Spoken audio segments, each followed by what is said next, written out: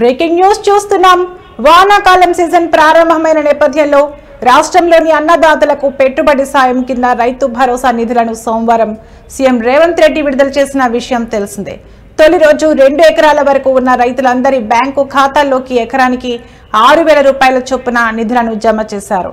41.25 లక్షల మంది అన్నదాతలకు సంబంధించి 39.16 లక్షల ఎకరాలకు 2,349.83 కోట్లు జమయ్యాయి. ఇక రెండో రోజు 3 ఎకరాల్లోపు భూమి ఉన్న 10.45 లక్షల మంది రైతులకు గాను 1,551.89 కోట్లు విడుదల చేసినట్లుగా వ్యవసాయ శాఖ మంత్రి తుమ్మల నాగేశ్వరరావు ప్రకటించారు.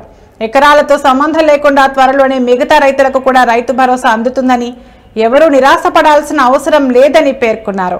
బ్యాంకులతో ఎలాంటి చిక్కులు లేకుండా రైతుల ఖాతాల్లోకి నేరుగా నిధులు జమ చేస్తున్నామని తెలిపారు. రైతు సంక్షేమానికి కాంగ్రెస్ ప్రభుత్వం కట్టుబడి ఉందని తుమ్మల నాగేశ్వరరావు అన్నారు.